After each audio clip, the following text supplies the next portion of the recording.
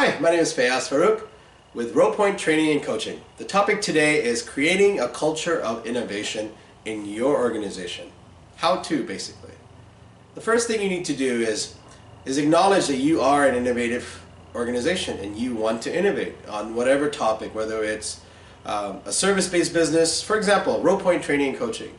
We are an extremely innovative organization in the training and coaching world. For example, our leadership retreats, our executive leadership retreats are like nothing in the world. Our public speaking development is one of the most unique programs in the world again. We are the only organization in the public speaking side that brings in a mock audience to mimic the audience that you normally speak to. Our speaking program is also 2 days apart over a 30-day period with a lot of homework in between all of this stuff. The reason for that is our goal is to understand the entire ecosystem of your challenge and to bring innovative solutions to help bring about change that's permanent, not temporarily. So if you read some of my blogs on training, why I think training is just not enough, you'll get that understanding of how we actually create change. But back to the topic of creating a culture of innovation. The first thing you need to do is hire correctly. If you hire correctly, you're going to find somebody behaviorally, more importantly, you're going to find somebody that's going to be able to help enhance your culture of innovation. For example, in my opinion, hiring a unicorn is an executive's best hiring decision. And what I mean by unicorn is a utility player. A person who can sell, who can direct, who can manage, balance sheets, and understands how to get people moving and taking action. Most of the time, I don't see executives hiring unicorns or utility players because they're usually perceived as a threat of some sort. There's plenty of articles out there that says that consultants make the best CEOs.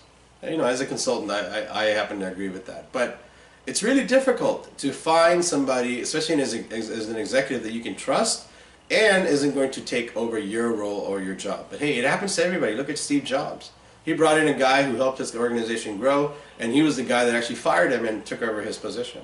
But then look what happens. Time tells the truth. He came back and led the organization far and far beyond, you know, and Apple's a very successful company because of it. So hiring straight from the beginning. I'm a firm believer in hiring not for previous experience or what they've done in the past, because the past doesn't guarantee future successes. I'm a huge believer in hiring for culture and hiring for behavior. Now what I mean by that is your employee that you're interviewing for a particular role, especially management level and up, needs to fit the culture of the organization first. Secondly, he or she needs to believe wholeheartedly in the values of your organization. And thirdly, before their master's degree, PhD, bachelor's degree, whatever it is that your organization has come up with, to say that this is what qualifies a person for being in this position, make sure they fit the role behaviorally.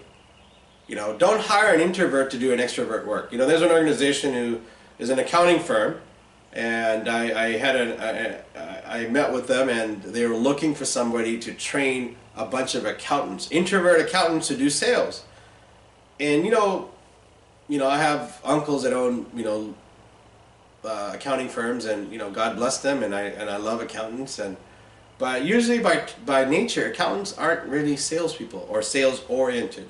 Sales is a very different kind of mentality. So to integrate that, the organization A needs to have a culture of sales. So they actually need to hire salespeople that can do accounting work, and train these people to sell.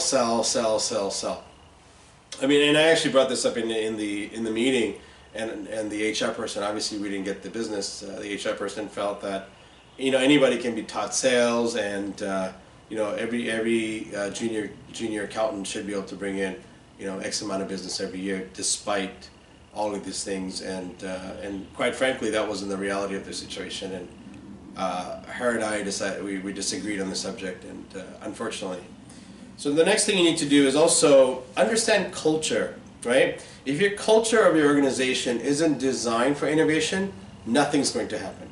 Now, here's a fact. Innovation generally happens outside of organizations, right?